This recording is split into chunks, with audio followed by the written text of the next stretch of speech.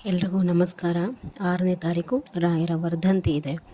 4, 5, 6 ಈ 3 ದಿನಗಳು ಬಹಳ ವಿಶೇಷ. ನೀವು ಇಲ್ಲಿನ ತನಕ ರಾಯರ ವರ್ಧಂತಿಗೆ ಸಂಬಂಧಿಸಿದಂತೆ ಯಾವುದೇ ವ್ರತಗಳನ್ನೇ ಆಗಲಿ ಸೇವೆಗಳನ್ನಾಗಲಿ ಮಾಡಿಲ್ಲ ಅಂತಂದರೆ ಈ 4ನೇ ತಾರೀಕು, 5ನೇ ತಾರೀಕು, 6ನೇ ತಾರೀಕು ಇದು ವ್ರತ ಅಂತ ಹೇಳಿ ಅನ್ನಿಸ್ಕೊಳ್ಳೋದಿಲ್ಲ. ನೀವು ಮಾಡುವಂತಹ ಪೂಜೆ ಈ ರೀತಿಯಾಗಿ ಮಾಡಿದ್ರೆ ರಾಯರ ಅನುಗ್ರಹ ನಿಮ್ಮ ಮೇಲೆ ಸಂಪೂರ್ಣವಾಗಿ ಪ್ರಾಪ್ತಿಯಾಗುವಂತಹದ್ದು.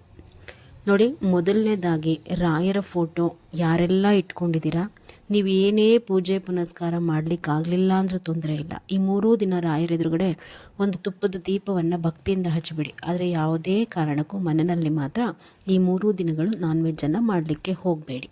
ಈ 3 ದಿನಗಳು ನೀವು ಎಷ್ಟು ಪೂಜೆ ಪುನಸ್ಕಾರ ಸ್ತೋತ್ರ ರಾಯರ ಸ್ತೋತ್ರಗಳನ್ನು ಪಾರಾಯಣ ಮಾಡ್ತೀರಾ, ಕೈಲಾಗದವರಿಗೆ ಸಹಾಯವನ್ನು ಮಾಡ್ತೀರಾ, ಅಥವಾ ರಾಯರ ಹೆಸರೇಳಿ ಅನ್ನದಾನ ಮಾಡ್ತೀರಾ, ನೀವು ಅಷ್ಟೇ ಶ್ರೇಯಸ್ಸನ್ನು ಹೊಂದುತ್ತೀರ. ರಾಯರ ವರ್ಧಂತಿ ದಿನ ಏನಾದರೂ ಪ್ರಸಾದ ಮಾಡಿ ಕೈಲಾಗ್ದಲೇ ಇರುವಂತಹವರಿಗೆ, ದಿಕ್ಕಿಲ್ದಿರೋವಂಥವ್ರಿಗೆ ಒಂದು 10 ಜನಕ್ಕೆ ಅನ್ನದಾನ ಮಾಡುವಂಥದ್ದು ಮಾಡಿ. ರಾಯರು ಖಂಡಿತ ನಿಮಗೆ ಜೀವನದಲ್ಲಿ ಯಶಸ್ಸನ್ನು ಕೊಡ್ತಾರೆ.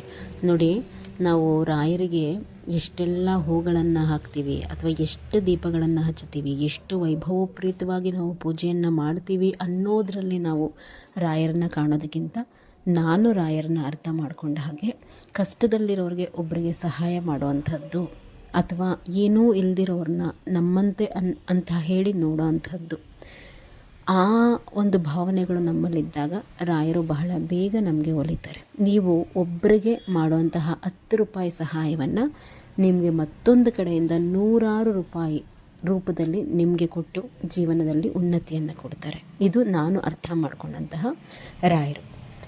ನೋಡಿ, ಈ 3 ದಿನಗಳು ಪೂಜೆ ವಿಧಾನ ಹೇಗಿರಬೇಕು ಮನೆಯಲ್ಲಿ ಅಂತಂದರೆ, ಈ 3 ದಿನಗಳ ಕಾಲ ಆದಷ್ಟು ನೀವು 5:45ರಿಂದ 6 ಗಂಟೆ ಒಳಗಡೆ ಮನೆಯಲ್ಲಿ ದೀಪವನ್ನು ಹಚ್ಚಬೇಕಾಗತ್ತೆ. ಪದೇ ಪದೇ ಕೇಳಬೇಡಿ ಎಷ್ಟು ಗಂಟೆಗೆ ಮಾಡಬೇಕು, ಬ್ರಾಹ್ಮಿ ಮುಹೂರ್ತದಲ್ಲೇ ಮಾಡಬೇಕಾ ಅಂತ ಹೇಳಿ. ಬೇರೆ ದಿನಗಳಲ್ಲಾದರೆ ನೀವು 8 ಗಂಟೆ ಒಳಗಡೆ ಪೂಜೆ ಮಾಡಿದ್ರೆ ಸಾಕಾಗತ್ತೆ.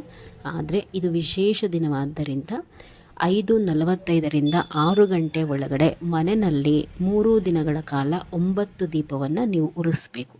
ನಾನು ಈಗ ಆಲ್ರೆಡಿ ಹೇಳಿದ್ದೀನಿ ಹೇಗೆ ಅಂದರೆ ಎಷ್ಟು ದೀಪಗಳು ಮಣ್ಣಿಂದು, ಇನ್ನೆಷ್ಟು ದೀಪಗಳು ಮಾಮೂಲಿ ರಾಯರ ಎದುರುಗಡೆ ಹಚ್ಚುವಂಥದ್ದು. ನೋಡಿ, ರಾಯರ ಎದುರುಗಡೆ ಏನು ನೀವು 2 ದೀಪಗಳನ್ನು ಹಚ್ಚುತ್ತೀರ ಮಾಮೂಲಿಯಾಗಿ, ಅದನ್ನು ಬಿಟ್ಟು 7 ಹೊಸ ಮಣ್ಣಿನ ದೀಪಗಳನ್ನು ನೀವು ತಗೊಂಡು ಬರಬೇಕು.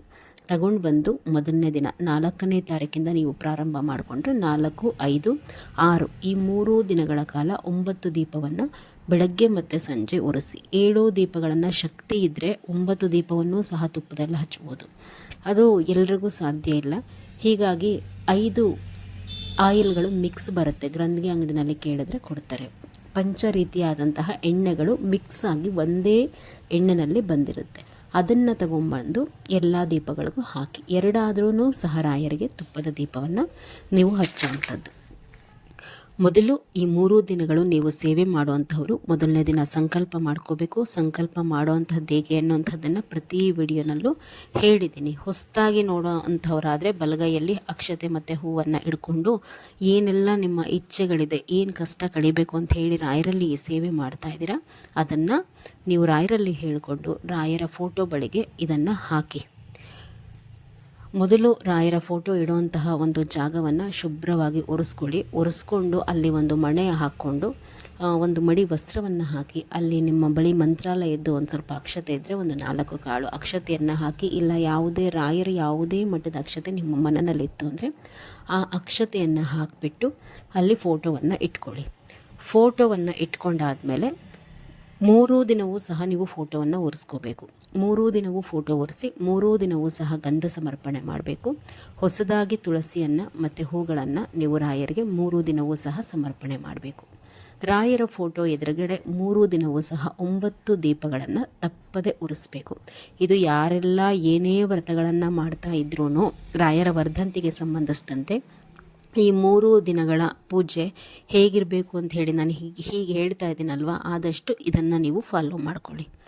ಹೆಣ್ಮಕ್ಳು ಸೀರೆನ ಉಟ್ಕೊಂಡೆ ಈ 3 ದಿನಗಳ ಕಾಲ ಪೂಜೆಯನ್ನು ಮಾಡಿ, ಕೈಗೆ ಬಳೆ ಹಾಕ್ಕೊಳ್ಳಿ, ಹಣೆಗೆ ಕುಂಕುಮ, ಕೆನ್ನೆಗೆ ಅರಿಶಿಣ, ತಲೆಗೊಂದು ಹೂವನ್ನು ಇಟ್ಕೊಂಡು ಪೂಜೆ ಮಾಡಿ. ಮದುವೆ ಆಗಿಲ್ದಿರುವಂತಹ ಹೆಣ್ಮಕ್ಳು ಆದಷ್ಟು ಸಾಂಪ್ರದಾಯಿಕ ಉಡುಗೆನಲ್ಲಿ ಕೈಗೆ ಬಳೆಯೆಲ್ಲ ಹಾಕ್ಕೊಳ್ಳೋದು ಮದುವೆ ಆದವರೇ ಹಾಕೋಬೇಕು ಅಂತ ಏನಿಲ್ಲ. ಹೆಣ್ಮಕ್ಳು ಕೈಗೆ ಬಳೆ ಹಾಕ್ಕೊಂಡು ಹಣೆ ಕುಂಕುಮ ಎಲ್ಲ ಹಚ್ಕೊಂಡು, ನೀವು ಸಹ ಮುಡಿಗೆ ಒಂದು ಹೂವನ್ನು ಇಟ್ಕೊಂಡು ಮದುವೆ ಆಗಿಲ್ಲದೆ ಇರುವಂಥವರು ಪೂಜೆಯನ್ನು ಮಾಡ್ಬೋದು. ಮನೆಯಲ್ಲಿ ದೀಪ ಹಚ್ಚೋದಕ್ಕಿಂತ ಮುಂಚೆ ನಿಮ್ಮ ಮನೆಯ ತುಳಸಿ ಪೂಜೆ ನಡಿಬೇಕು. ಹೊಸ್ತಿಲಿಗೆಲ್ಲವೂ ಸಹ ಪೂಜೆಯನ್ನು ನೀವು ಮಾಡ್ಕೋಬೇಕು. ಅದಾದಮೇಲೆ ದೇವರ ಮನೆಯಲ್ಲಿರುವಂತಹ ದೀಪವನ್ನು ಹಚ್ಚಿ ನಿಮ್ಮ ಮನೆ ದೇವರಲ್ಲಿ ಪ್ರಾರ್ಥನೆಯನ್ನು ಮಾಡಿಕೊಂಡು, ಇದು ವ್ರತ ಅಲ್ಲ, ಅಪ್ಪಣೆ ಏನು ಕೇಳುವಂತಹ ಅಗತ್ಯ ಎಲ್ಲ ಎಡ್ಕೆಲ್ಲ ಇಟ್ಟು ಮನೆ ದೇವರನ್ನು ಪ್ರಾರ್ಥನೆ ಮಾಡ್ಕೊಳ್ಳಿ. ಗಣಪತಿಯನ್ನು ಪ್ರಾರ್ಥನೆ ಮಾಡಿಕೊಂಡು ನಂತರ ರಾಯರ ಎದುರುಗಡೆ ಇರುವಂತಹ 2 ತುಪ್ಪದ ದೀಪವನ್ನು ಮೊದಲು ಹಚ್ಕೋಬೇಕು.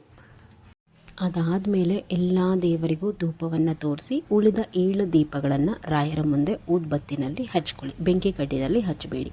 3 ದಿನವೂ ಸಹ ಮನೆನ ಗಂಜು ಹಾಕಿ ನೆಲವನ್ನು ಒರೆಸ್ಕೊಳ್ಳೇಬೇಕು. ವಿಶೇಷವಾದಂತಹ ದಿನಗಳು. ರಾಯರ ಸಾನ್ನಿಧ್ಯ ಹೆಚ್ಚಾಗಿರುತ್ತೆ ಮನೆಯಲ್ಲಿ. ಜಾಗ್ರತೆ, ಸ್ವಲ್ಪ ಮಡಿ ಮೈಲ್ಗೆ ಪಾಲನೆ ಮಾಡಿ. ಯಾರಾದರೂ ನಾನ್ ವೆಜ್ಗಳನ್ನು ತಿನ್ನುತ್ತಾರೆ ಅವರು ಅಂತಹ ದಿನಗಳಲ್ಲಿ ಮನೆ ಅಕ್ಕಪಕ್ಕ ಅಂದ್ರೂ ದಯಮಾಡಿ ಅವರನ್ನು ಮನೆ ಒಳಗಡೆ ಈ ಸೇವೆ ಮಾಡ್ತಿದ್ರೆ ಅವಾಯ್ಡ್ ಮಾಡ್ಕೊಳ್ಳಿ. ಒಳ್ಳೆ ಥರದಲ್ಲೇ ಯಾರಿಗೂ ನಿಷ್ಠುರವಾಗಿ ಮಾತಾಡೋಂಥದ್ದೆಲ್ಲ ಬೇಡ. ಏನಾದರೂ ಒಳ್ಳೆ ಮಾತಲ್ಲಿ ಹೇಳಿ ಅಂಥವರು ಮನೆ ಒಳಗಡೆ ಬರ್ದಿರೋ ಹಾಗೆ ನೋಡ್ಕೊಳ್ಳಿ, ನಾನ್ ವೆಜ್ಜನ್ನು ತಿಂದಿರೋ ಅಂಥವರು. ಇನ್ನು ಮನೆಯಲ್ಲಿ ನೀವು ಪೂಜೆ ಮಾಡಬೇಕು, ಅದು ನಿಮ್ಮ ಹೆಣ್ಮಕ್ಳೇನಾದರೂ ಮುಟ್ಟಾಗಿದ್ರೆ ತೊಂದರೆ ಇಲ್ಲ. ಪೀರಿಯಡ್ಸ್ ಆಗಿರುವಂತಹವರ ನೆರಳು ದೇವರ ಮನೆ ಮೇಲೆ ಬೀಳದೇ ಇರೋ ಹಾಗೆ ಎಲ್ಲರೂ ಒಂದು ಕಡೆ ಅವ್ರನ್ನ ಕೂರಿಸಿ ರಾಯರ ಫೋಟೋ ಮೇಲೆ ಅವ್ರ ನೆರಳು ಬೀಳದಿದ್ರೆ ಸಾಕು. ಮನೆಯಲ್ಲಿ ಯಾರೋ ಒಬ್ಬರು ಪೀರಿಯಡ್ಸ್ ಆಗಿದ್ದಾರೆ ಅಂದ ತಕ್ಷಣ ಪೂಜೆನೇ ಮಾಡಬಾರ್ದು ಅನ್ನುವಂತಹದ್ದು ಏನೂ ಇಲ್ಲ. ಈ ರಾಯರಿಗೆ ಈ 3 ದಿನಗಳ ಕಾಲ ನಿಮ್ಮ ಶಕ್ತಿಯಾನುಸಾರ ವಿಶೇಷ ಅಲಂಕಾರಗಳನ್ನ ಮಾಡಿ. ಪ್ರತಿಯೊಂದಕ್ಕೂ ಸಹ ಫಲಗಳಿರುತ್ತೆ. ಈ ರೀತಿ ಅಲಂಕಾರಗಳೆಲ್ಲ ಮುಗಿದ ಮೇಲೆ ಮೊದಲು ಶ್ರೀಮನ್ ಮಹಾವಿಷ್ಣು ಅಥವಾ ಕೃಷ್ಣ ಅಥವಾ ಯಾವುದೇ ಸ್ವರೂಪದ ಫೋಟೋ ಇದ್ದರೂ ಅವರ ಫೋಟೋವನ್ನು ಸಹ 3 ದಿನವೂ ಸಹ ಒರೆಸಿ ಗಂಧ ಹಚ್ಚಿ ಅವರ ಮುಂದೆ ಒಂದು ಮಣ್ಣಿನ ದೀಪವನ್ನು ಎಣ್ಣೆನಲ್ಲಾದರೂ ಹಚ್ಚಿ ತುಪ್ಪದಲ್ಲಾದರೂ ಹಚ್ಚಿ ಅವರ ಸ್ವರೂಪದ ಒಂದು ಫೋಟೋನೋ ವಿಗ್ರಹವೋ ಇತ್ತು ಅಂತಂದರೆ ರಾಯರಿಗೆ ಎಷ್ಟು ನೀವು ಗೌರವಪೂರ್ವಕವಾಗಿ ಅವರ ಪೂಜೆ ಪುನಸ್ಕಾರಗಳನ್ನ ಮಾಡ್ತಿರೋ ಅದಕ್ಕೆ ಮುಂಚೆ ರಾಯರು ಆರಾಧಿಸುವಂತಹ ಶ್ರೀಮನ್ ಮಹಾವಿಷ್ಣುವಿನ ಸ್ವರೂಪವನ್ನು ನಾವು ಪೂಜೆ ಮಾಡಲೇಬೇಕು. ಆವಾಗಲೇ ನಾವು ಮಾಡುವಂತಹ ಪೂಜೆ ಪರಿಪೂರ್ಣ ಅಂಥೇಳಿ ಅನ್ನಿಸ್ಕೊಳ್ಳುವಂಥದ್ದು. ಆ ಶ್ರೀಮನ್ ಮಹಾವಿಷ್ಣುವಿನ ಸ್ವರೂಪದ ಫೋಟೋಗೂ ಸಹ ಹೂ ತುಳಸಿಯನ್ನು ಹಾಕಿ ಒಂದು ಮಣ್ಣಿನ ದೀಪವನ್ನು ಅವರ ಎದುರುಗಡೆ ಹಚ್ಚಿ. ರಾಯರ ಎದುರುಗಡೆ ದೀಪವನ್ನು ಹಚ್ಚೋದಕ್ಕಿಂತ ಮುಂಚೆ ನೀವು ವಿಷ್ಣುವಿನ ಸ್ವರೂಪದ ಫೋಟೋ ಮುಂದೆ ಮಣ್ಣಿನ ದೀಪವನ್ನು ಹಚ್ಕೋಬೇಕಾಗತ್ತೆ. ಈ 3 ದಿನಗಳ ಕಾಲ ವಿಷ್ಣು ಸಹಸ್ರನಾಮವನ್ನು ಪಾರಾಯಣ ಮಾಡಲೇಬೇಕು. ಅದನ್ನು ಪೂರ್ತಿ ಒಂದೇ ದಿನ ಹೇಳ್ಕೊಂಡ್ರೂ ಬಹಳ ಒಳ್ಳೆಯದು. ಸಮಯ ಮಾಡಿಕೊಂಡು ಆಗಲಿಲ್ಲ ಅಂತಂದರೆ ಅದನ್ನು 3 ಪಾರ್ಟ್ರೇಷನ್ ಮಾಡ್ಕೊಳ್ಳಿ. 3 ದಿನಗಳಲ್ಲಿ ವಿಷ್ಣು ಸಹಸ್ರನಾಮವನ್ನು ಕಂಪ್ಲೀಟ್ ಮಾಡಿ. ರಾಯರ ಅಷ್ಟೋತ್ತರ, ರಾಯರ ಅಕ್ಷರಮಾಲಿಕಾ ಸ್ತೋತ್ರ ಮತ್ತು ಯಾರಿಗೆಲ್ಲ ಸಾಲದ ಬಾಧೆ ಇದೆ ಅವರು ರಾಯರ ಋಣ ವಿಮೋಚನಾ ಸ್ತೋತ್ರ ಅಂತ ಹೇಳಿ ಬರುತ್ತೆ, ಅದನ್ನು ಸಹ 9 ಇಲ್ಲ 18 ಬಾರಿ ಹೇಳ್ಕೊಳ್ಳಿ. ಈ 3 ದಿನಗಳು ಸಹ ವಿಶೇಷ ದಿನಗಳಾದ್ದರಿಂದ ಒಂದು ಸ್ತೋತ್ರ ಆದ ತಕ್ಷಣ ನೀವು ತುಪ್ಪದ ಬತ್ತಿಗಳನ್ನು ಮಾಡಿ ಸಿದ್ಧ ಮಾಡಿಟ್ಕೊಂಡಿರಬೇಕು. ಈಗ ರಾಯರ